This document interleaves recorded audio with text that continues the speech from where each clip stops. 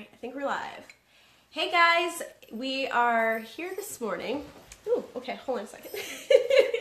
We're here this morning with our first live Skype story, which I'm super excited. I'm a bit nervous because this is my first time doing this. You're nervous? I'm a little nervous. We're both a little nervous, but hey, you know what? It's all about fear today, and we're definitely overcoming a fear today, the both of us. So I do live videos often, but sometimes we got a viewer. We got a viewer. Oh, they're gone.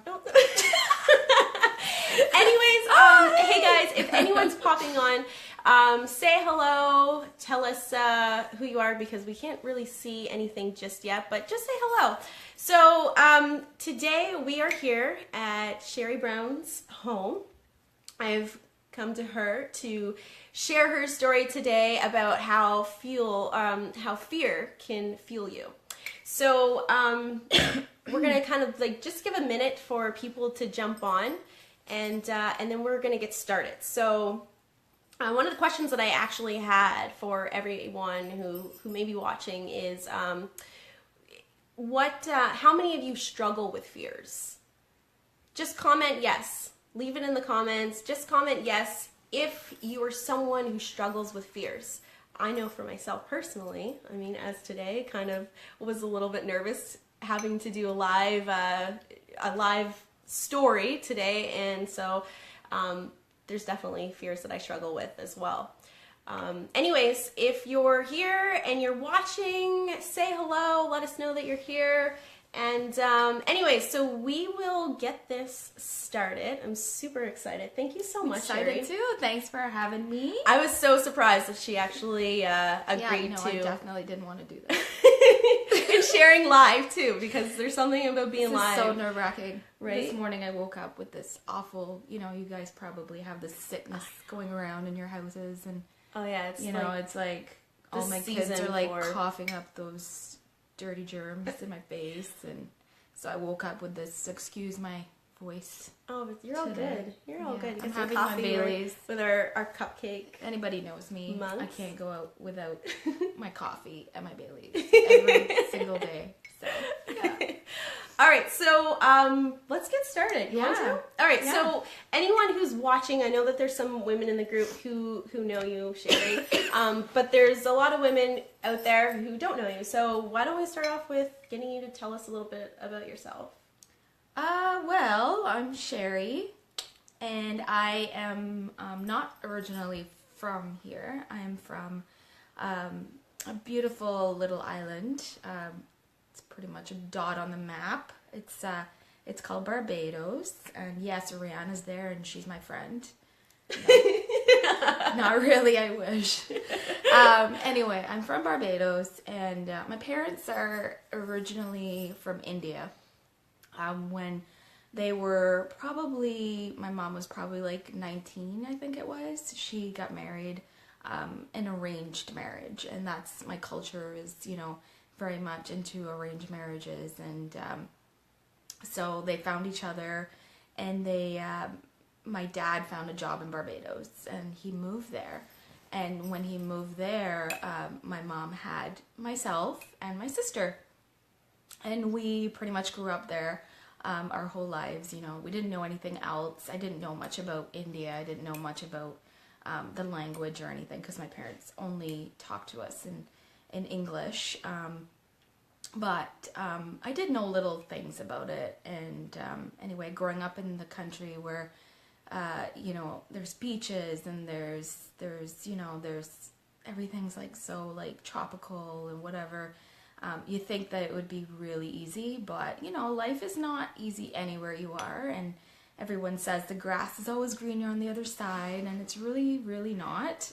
You have to make the best of wherever you are, I guess. So when I was 14, my parents split up, and I had to get out of school and move to my parents' my mom's home, which was in India, with my sister. So me, my mom, and my sister moved to the opposite side of the world. What part of India? It was Calcutta. Calcutta? Yeah, which was a very, very poverty-ridden place. It's a great place to see and to learn about. I have nothing but good to say about the people, but it is very much poverty ridden.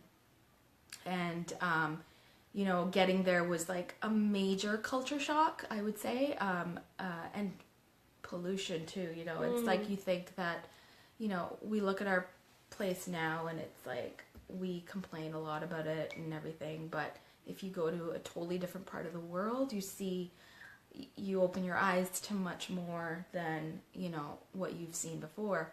And so anyway, getting out of the school halfway through my life and like moving to a different part of the world and going to school in a new part of the world, I had to learn a new language, reading and writing. I barely passed. The pass mark was 33%, and I got 33%. I think they just felt sorry for me, but that's okay. What was that? What was that like for you? Like, that's a huge. Yeah, it's a huge transition to go. Huge transition. Yeah. I mean, sorry about my cough there. At first I cried for like probably a month, and I hated my mom, and I hated the fact that she moved us there, and I had to like uproot my home and my school, and like everything was like, pretty much shorted. Like everything was cut, and I had to start all over again, and that was a really tough time. So I think when I did go to school, I remember just waiting till I was 18 to move back home, and but I did make the best of the time that I was there. I mean, I made a lot of friends, and I had a few secret boyfriends my mom didn't know about. Because that would have been a huge cultural difference too, like going from Barbados and then into India. I mean, it's very conservative, right? You can't wear certain things. You can't say certain things. You can't go anywhere you want, whenever you want. People harass you quite a bit. There's a lot of kids on the street that are working because they're in a big state of poverty and they have to work.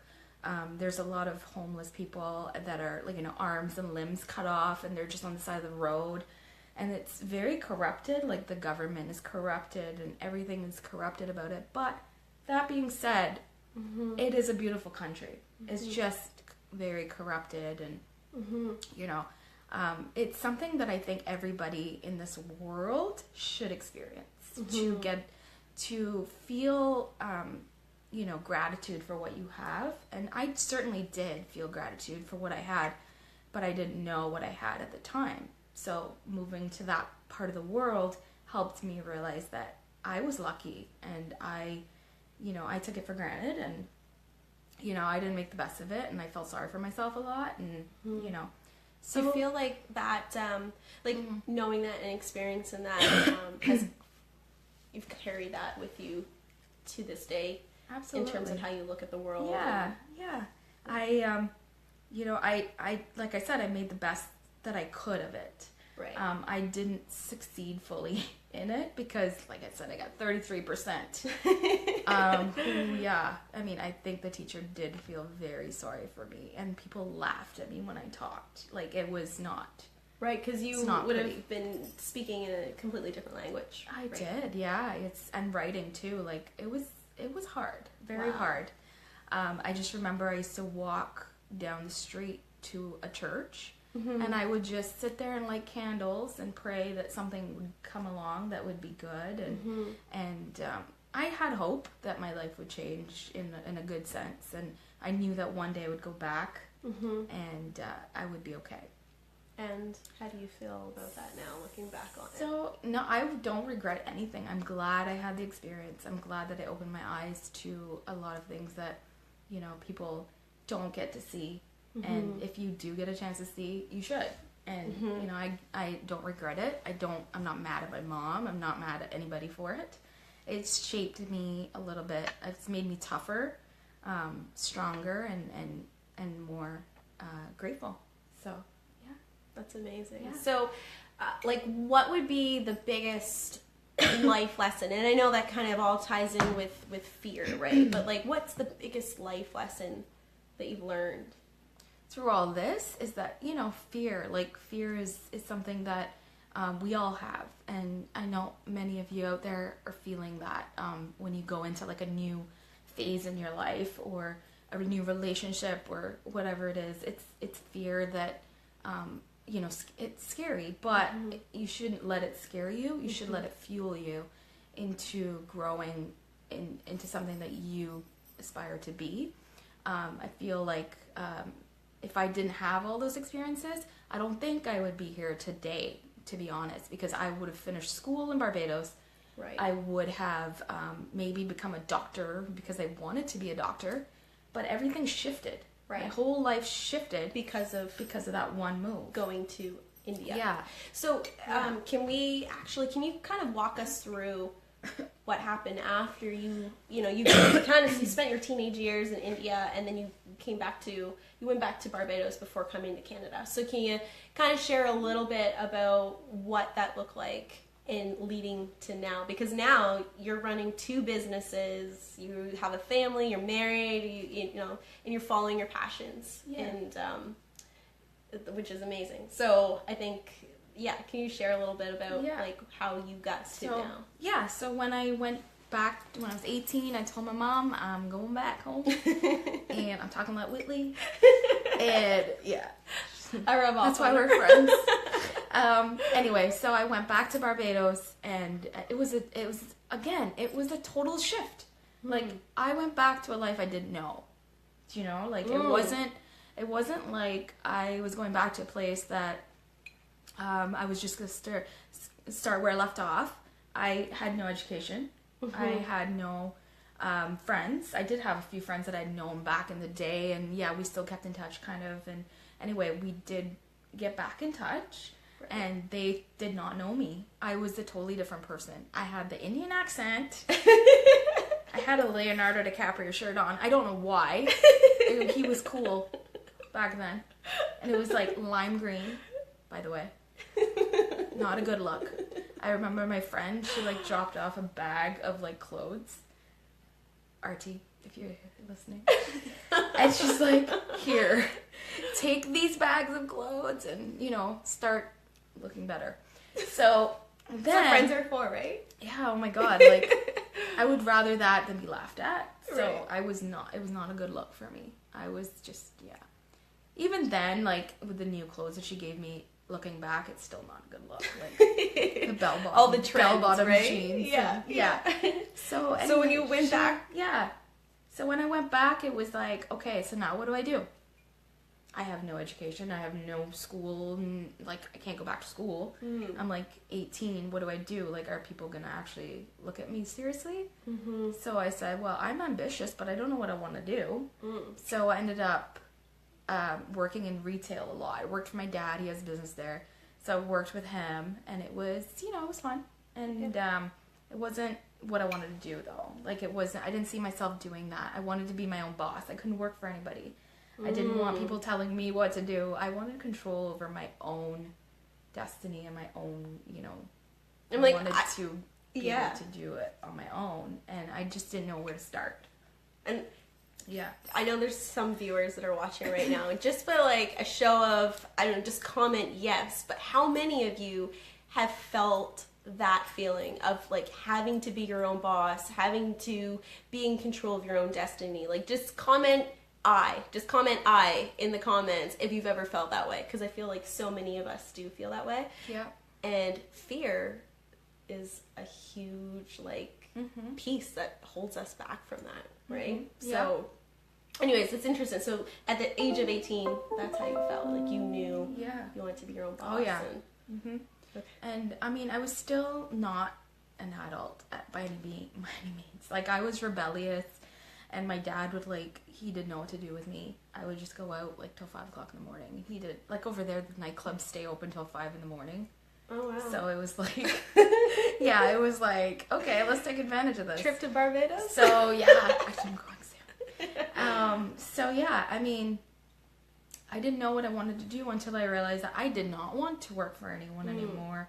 But I still didn't know what I wanted to do. And then I heard stories about, people having the lavish lifestyle of being flight attendant. So I was like, okay, I want to be a flight attendant too, right? Right. And I was like, because I love traveling, and I was like, you know, I wanted to do something that I could still like work in like a field that I could still enjoy what I was doing, kind of. Mm-hmm. So it was like, okay, well, I could be a travel agent. So I applied, but I didn't fit the model standard, you know, of travel agent or whatever it is. What a travel agent. I mean, they have certain like standards, you know, like how you're supposed to, like how tall, how you're supposed to look. No way.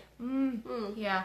So anyway, I said, okay, well, maybe I'll work at the airport, because I still, you know, I could get discounts on tickets. So I was like, okay. So I applied at the airport 3 or 4 times actually, and I was like really adamant on getting this job, and I was like, I'm going to get this job.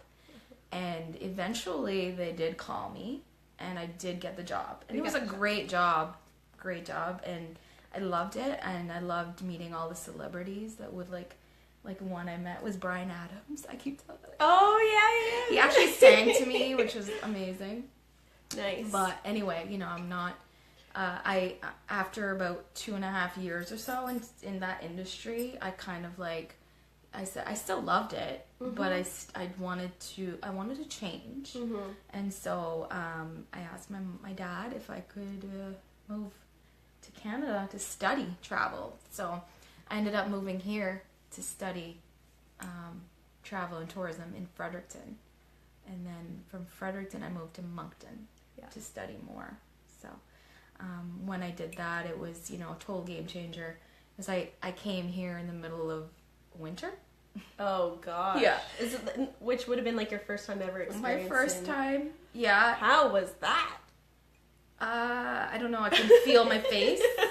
I don't know about anybody else, but I can't feel my face in the winter.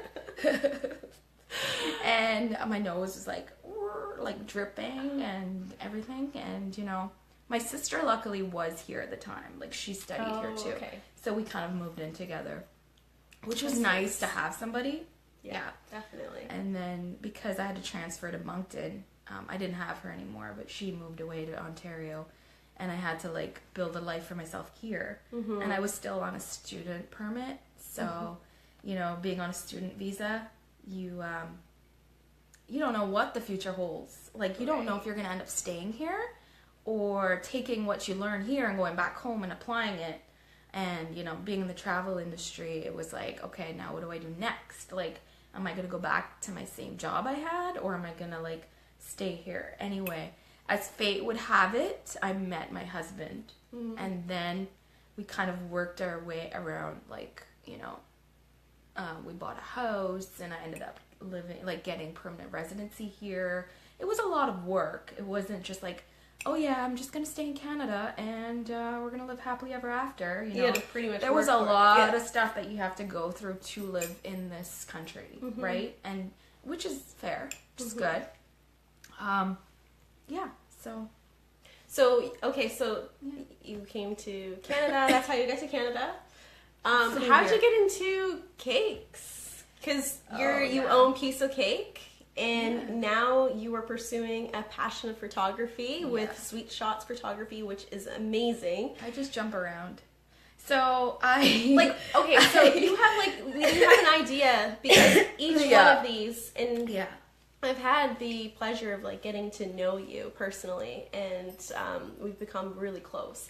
But like hearing your story and seeing how you started your first business and running and like having a family and everything, like it's a lot of work. It's huge. And then also pursuing your passion with photography, and then deciding to just go all in with photography. Like, there had to have been some fears with that. Oh, absolutely. So, like, can you share some of those fears that you had, and like what helped you overcome them? Actually, I want to share a little bit of something. Yeah. I was in Moncton, and we wanted to have a baby. And I was like, you know, it was our first year of marriage. We're like, okay, we really want to have a baby now. Actually, it was our first few months of marriage. And we're like, we need to have a baby. So we actually, you know, I you know, as a woman, you're always scared about if you're gonna have a baby and if your body is like actually going to be able to do that. I don't know about a lot of women, but I think I personally was scared, and that was another fear. No, it's not just you. That was another fear. Yeah. So I actually went to a psychic in Moncton, and her name was actually Lise Poitevin. If you ever go to Moncton, call her up. She's really good. And I didn't know if to believe this stuff or anything, but anyway, I went there, and this was before I was pregnant. And she said, and I wanted to know if I was going to have a baby, but I didn't tell her anything. And she just kind of said, you know, do you have any kids? And I said, no, I don't have any kids. And she's like, well, you're going to have one very soon. And I was like, yeah, whatever. I still don't believe this, right? Right. So, and then she's like, you're actually going to move to a different city. You're going to buy a house. You're going to change jobs. And I was starting a new job at that exact time. I was starting a new job. And she said, you know somebody at the job really well, which I did. I didn't tell her anything. And then she said, then I see you being really successful in what you're going to do. So I said, really? Like, travel? Like, I can't really see myself being successful in travel. Like, it was just kind of like, you know, it wasn't something that I could see myself doing forever, right? Anyway, about 2 weeks later, I found out I was pregnant. Oh. About a month later, we found out that we had to move.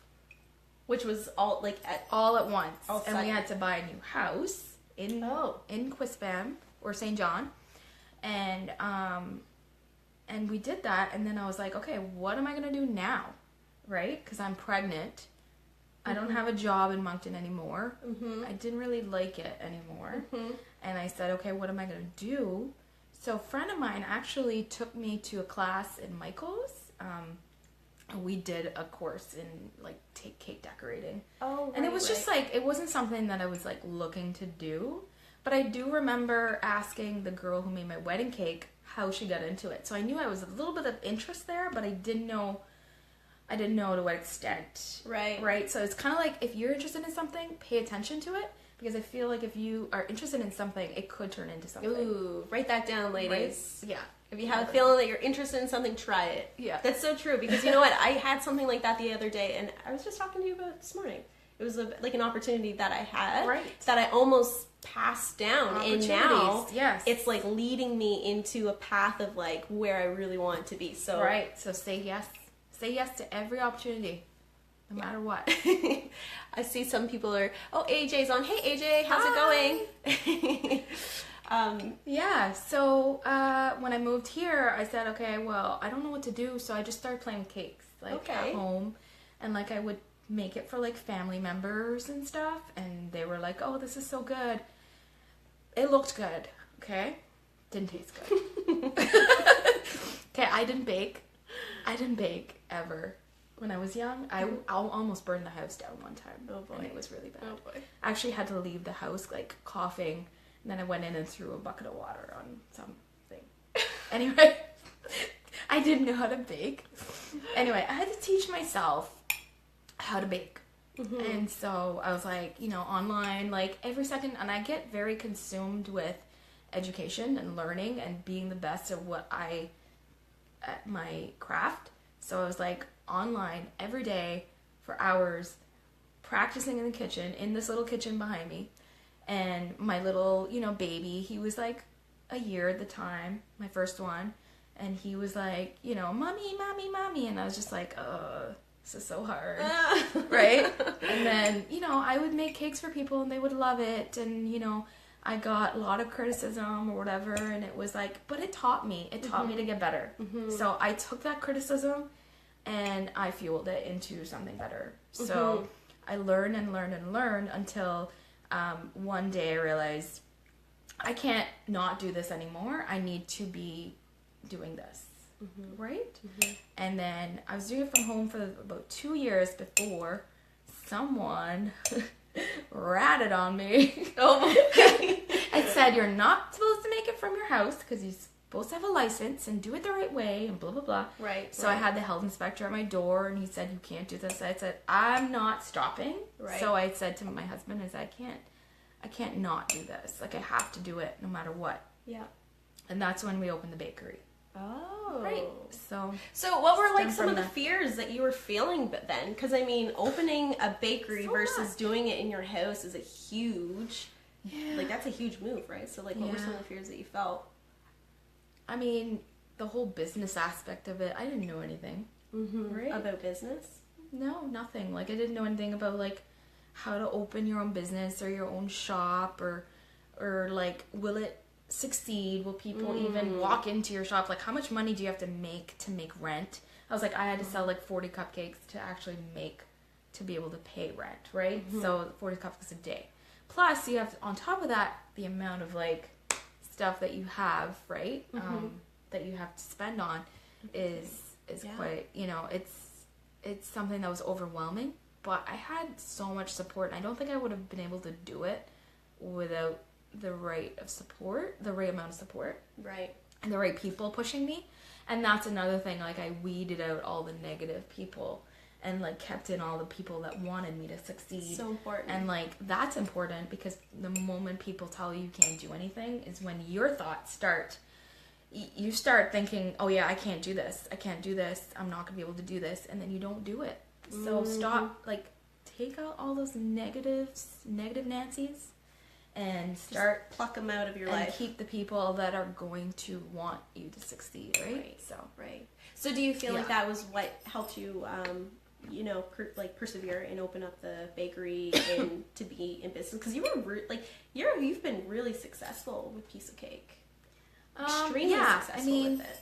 I started off in my home, right? Right. So I had a following to start with, and then when that was back in the day when Facebook was nicer. Oh, yeah. They actually let people see your posts. Right. And so when I started the bakery, I actually had 4,500 fans already. And then when I started it, we had like floods of people coming in, and because they already knew me. Right. They already knew me from Facebook and like from social media. So that was just the next step for me. And then it got bigger in a different way. It wasn't the same kind of big. It was, oh my gosh, I have all these responsibilities now, and like I have to live up to them, and it's just a little me. And you know, people need to see the person behind the business to understand the business, to understand the product, and to want to buy from you. So I made my business very transparent, and I shared my kids' stories, I shared my stories, and I still do. You do. And a lot of people know me because they know me personally, and I know people personally. So that makes it a lot better too. If you start a business, you want to be able to relate to your clients and know what they want too, right? So anyway, you know, it wasn't easy, and it's still not easy. Still has its challenges, Everything right? does. Yeah. So, and now you're in the world of photography, and I have watched this woman like just grow phenomenally in photography, like from the time that you started out until where you are now. And like it's not like something like naturally you're talented, like just creatively, right? But you work your ass off at getting better and, you know, perfecting your work, which is amazing. I'm kind of obsessed.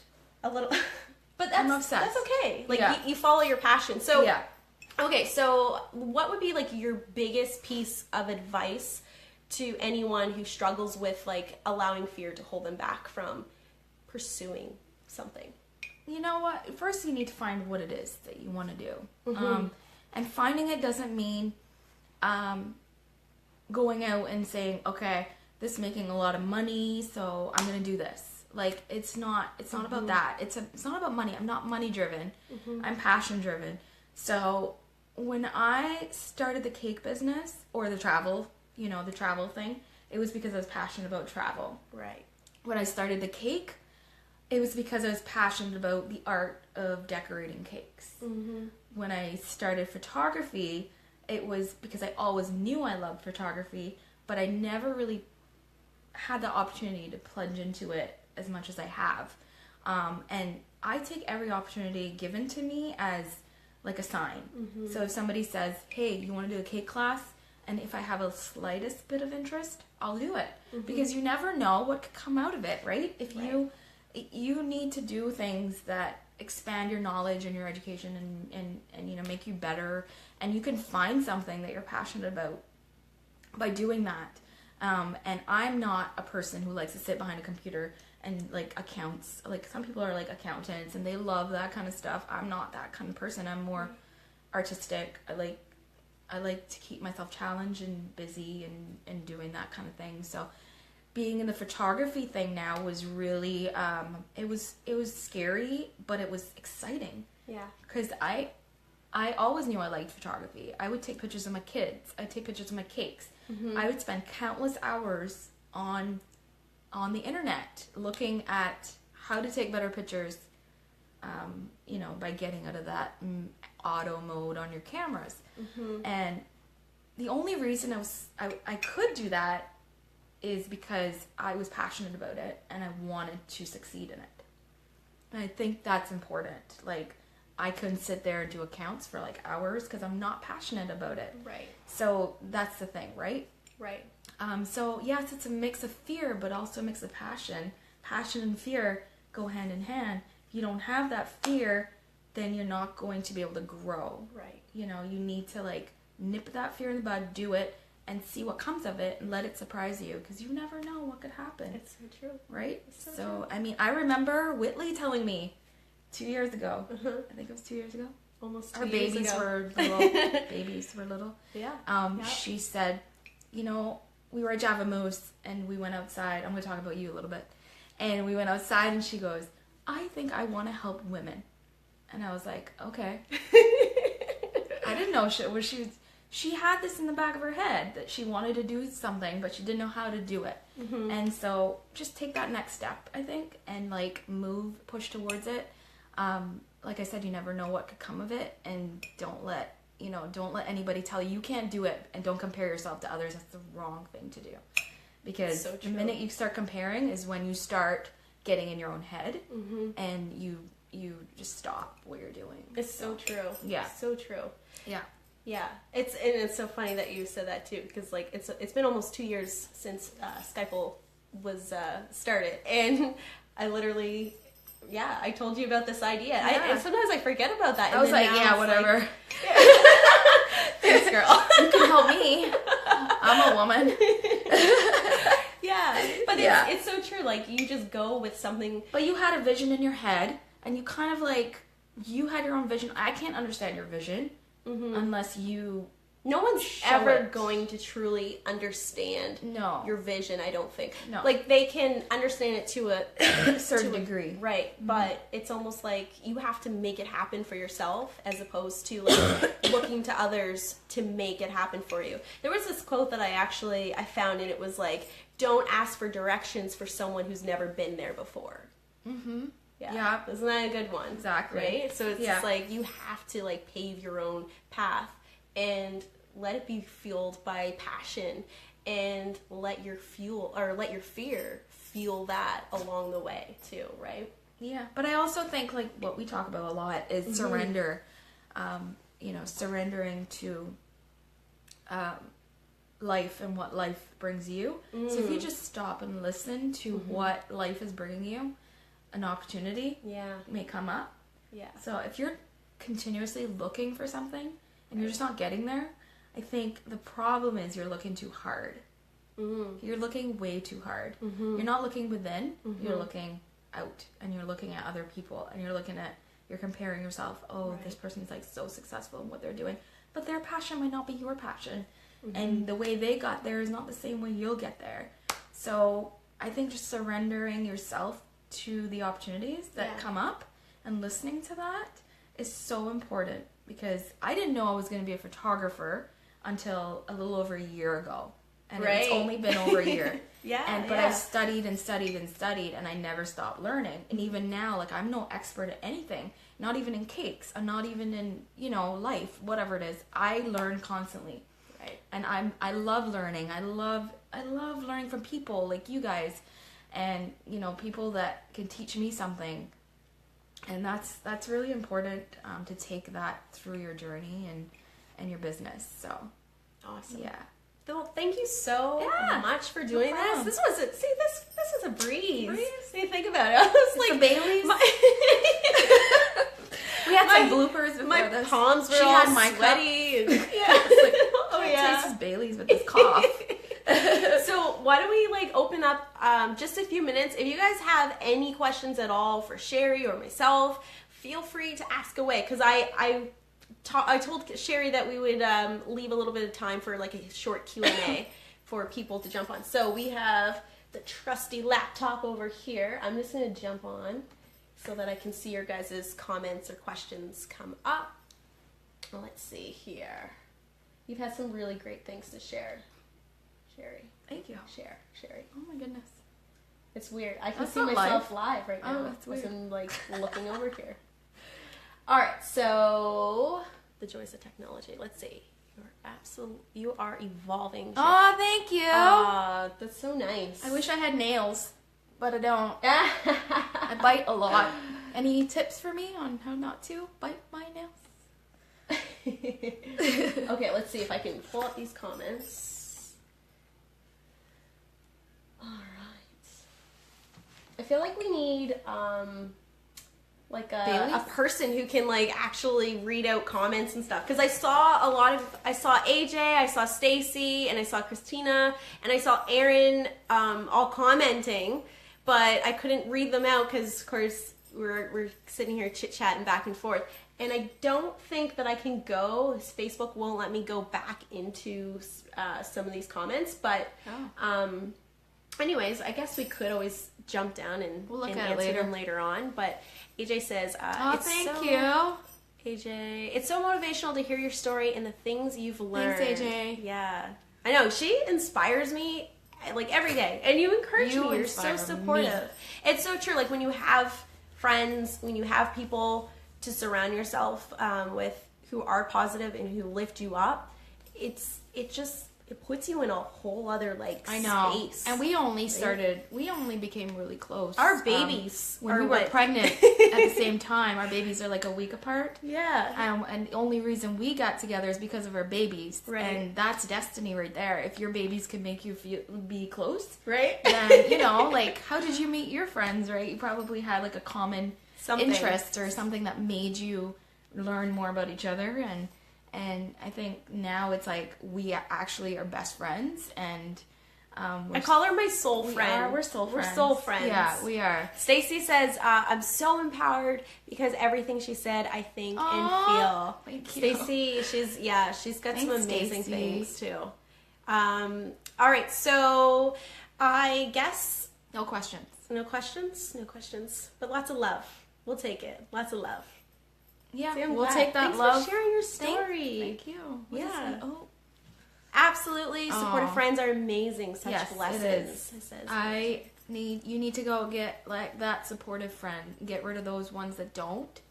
I've had to do that along the way.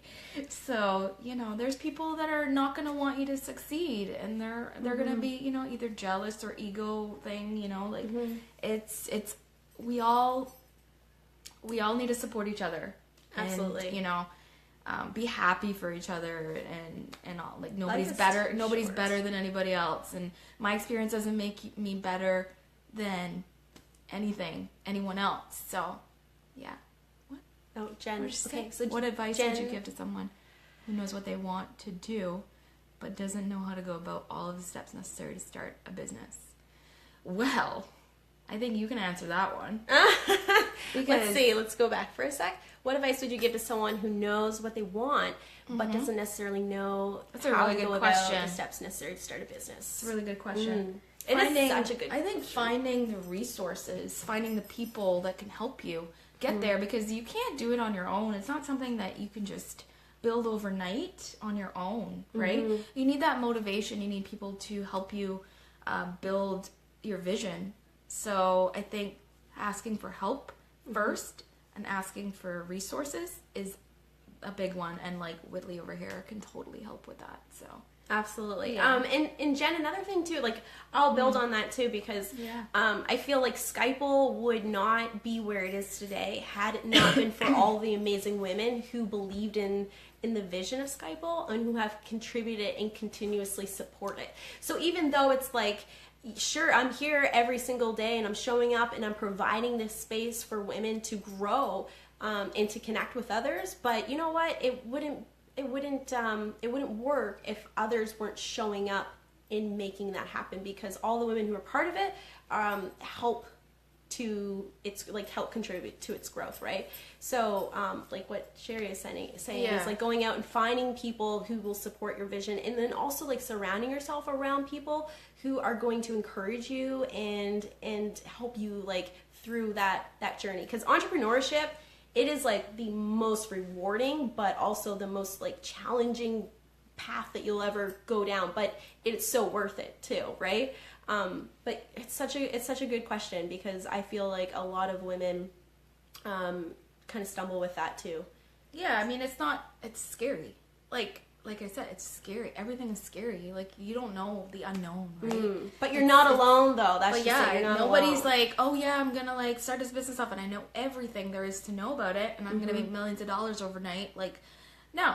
It's growing. It's like it's you learning through the process and learning through these women that are on Skype too. Like, a lot of these women have knowledge that I want. Like, I want to learn from a lot of these women. Like, like Erin Eagles, she's awesome, like she helps you on budgets and like all that stuff. Like, I'm not good at that stuff. I asked her yesterday, I said, I need your help. I don't know what's, like, I'm not perfect. Nobody's perfect, right? Then there's, Amanda Hansen, who does this Simply Stylish or, the business, and I don't know how to dress properly. I need help in my closet, So, I mean, help with these other women that know more or know different things. Yeah. It's like school. It's we're all in one school. Like, we're all in like different subjects, so. Yeah. Oh, so true. Yeah. I like that. Yeah. Okay, so I think, let's see here. Jennifer Carter, she says, you need jamboree. What's that? Is it jamboree or jamberry? Sorry. Oh, thanks. I apologize. Yeah. For your nail biting. Yeah, I need that. Thanks. Tell your dreams to big people who dream too. Oh, I like That's a that. nice one. I like it. Yes. And AJ says, I was invited to an Enterprise St. Yeah. John program, but schedule was inconsistent and difficult for a single parent. Absolutely. I know. It's so tough when you're... That's hard, yeah. Don't... Mama. Don't No. block What her. did I do? What did I do? Okay. And then Christina says, took me 19 years to get to where I wanted to be, my own boss, and be confident enough to feel like I could grow my business. And Christina, you are rocking it, girl. Oh, yeah, You've she come is. so far. So far. And then we have, Stacy says, and you don't have to figure it all out from start to finish. Exactly. You just need a vision. Where do you want to be? That's all. Like, where do you see yourself? Yeah. You see yourself being successful? Well, you'll get there. Yeah. But it's all baby steps. Like, she's like, I want to be, famous overnight. No, my goal, like, I'm going to be a millionaire by the time that I'm 30. I was just like, yeah, I'm going to be like... And everybody just looks at me like... No. Sorry, girl. like, it's gonna happen. That's like, it's not reality today. You need to work. And my goal is not to be a millionaire. It's just to be comfortable and happy in my lifestyle. Absolutely. And to Yeah. make my kids, happy with me. If I'm happy, they're happy. So, to me, it's not... But I do want to live a comfortable lifestyle where I can travel and, like, not worry about things. I want to have a flexible lifestyle. Yeah. Where, I don't have to sit behind a desk from 9 to 5. And, although that's nice for some people. They want to go home and not worry about anything.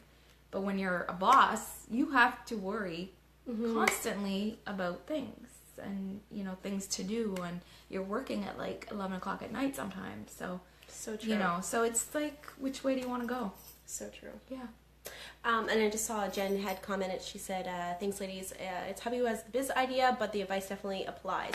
And then also, Jen, depending on where you're at, if you're located in like the St. John kind of outskirt area, I can send you a comment with some programs or resources that may be able to help you guys locally. So Awesome. Yay. All right, girls. So we're gonna wrap this up. Yeah, we should go. Yeah. I need more coffee.